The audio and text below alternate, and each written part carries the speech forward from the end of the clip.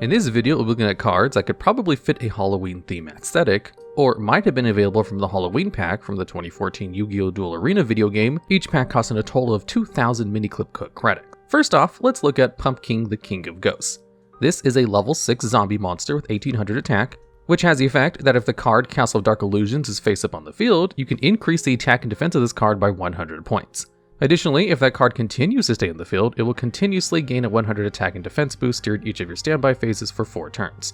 So after 4 turns, this card will gain a total of 500 attack from its effect, bringing it to a grand total of 2300 attack, which wouldn't be worth a tribute sum to the card in the first place, especially not after having to wait so many turns to gain such a minor amount of attack points, and after requiring such a specific card to be on the field for so long. It may not surprise anyone to hear this, but the Pumpkin King of Ghosts never saw any competitive play. However, we don't really look for cards that saw competitive play in this series.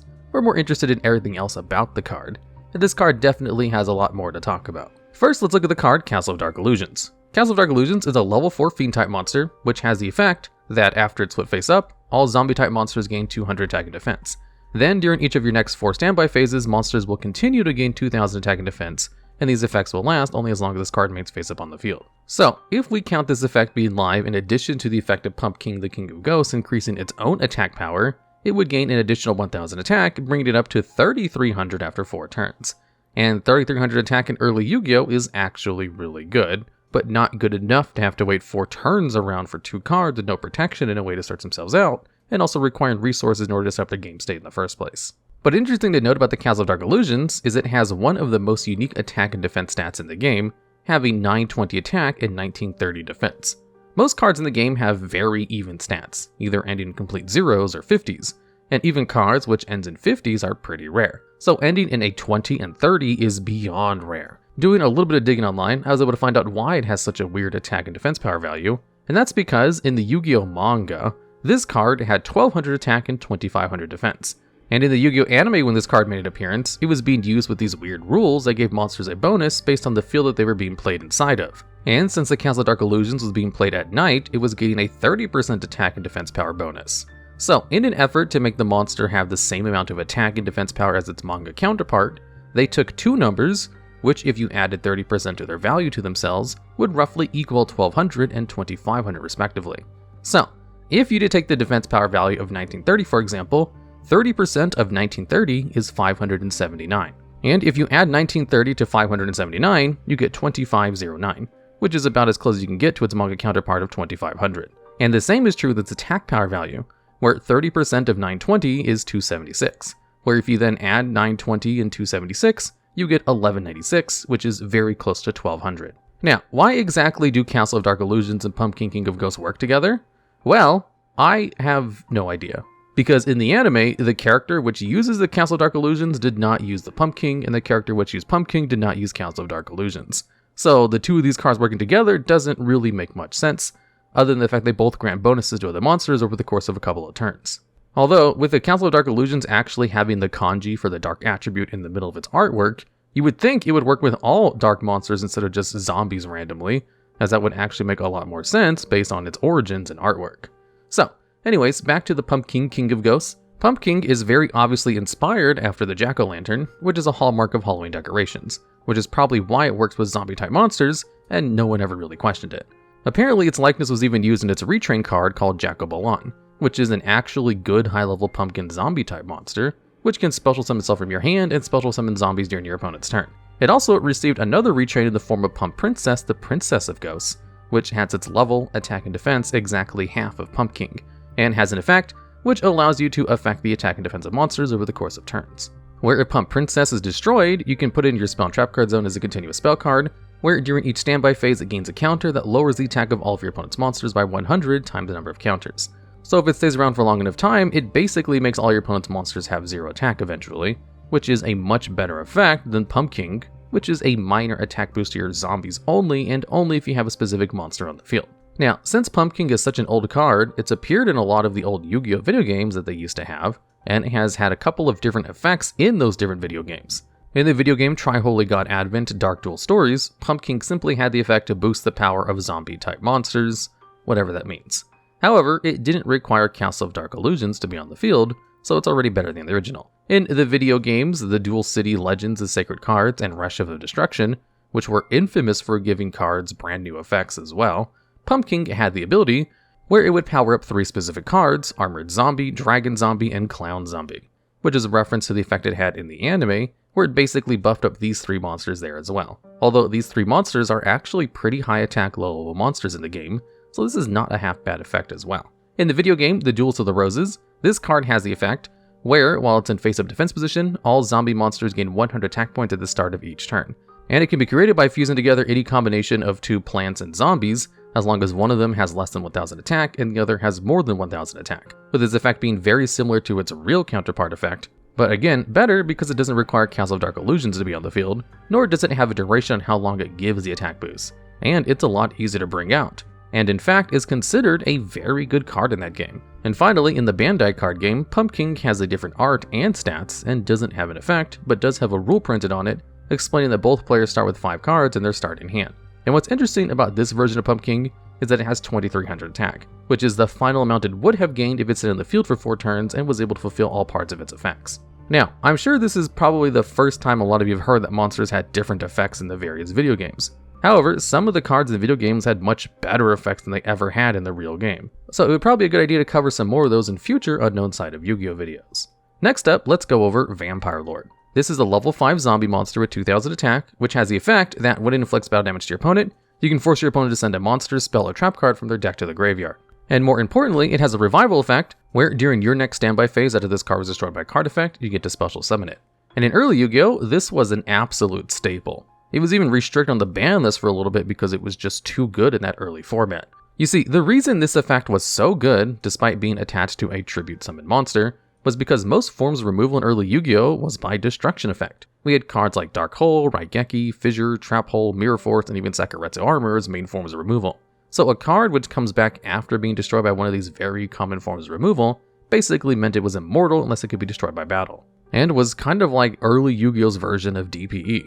And at 2000 attack, there weren't any level 4 lower monsters that were ever going to beat over this card, which means they had to go into a high attack tribute summon monster like Summon Skull. But at that point, as long as you could just control your opponent's monsters and keep Vampire Lord out, and make sure you save your monster removal for your opponent's strong beat sticks, you could pretty effectively attack with Vampire Lord over and over and eventually just control around this card because it would always come back. Although as the game progressed, they introduced more forms of removal like the ability to banish your opponent's cards, and stronger beaters that hit the field more easier like Cyber Dragon, so its niche of being an immortal boss monster quickly fell out of favor, and it was almost too easy to remove from the field with its pitiful 2000 attack for requiring a whole tribute summon. Now, seeing as the company that runs Yu-Gi-Oh! Also created the Castlevania games, which is about a vampire hunter going through mansions in order to kill a vampire that comes back for sequels, they created a card which kind of referenced the video games in Vampire Hunter. Vampire Hunter came out way after Vampire Lord, and has the effect that if it battles a dark monster, you can destroy that monster at the start of the damage step. So if Vampire Hunter battles Vampire Lord, it will win the battle.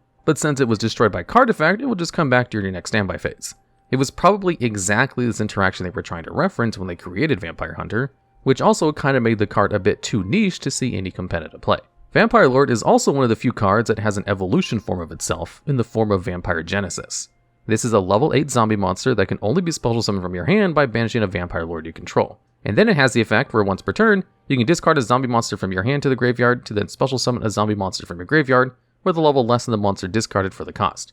And Vampire Genesis is kind of a joke of a card that's infamously bad, because you have to banish a much better card in the field in order to get out a worse zombie master, which is a level 4 monster that can do something similar, but with much less restrictions and an easier summoning condition.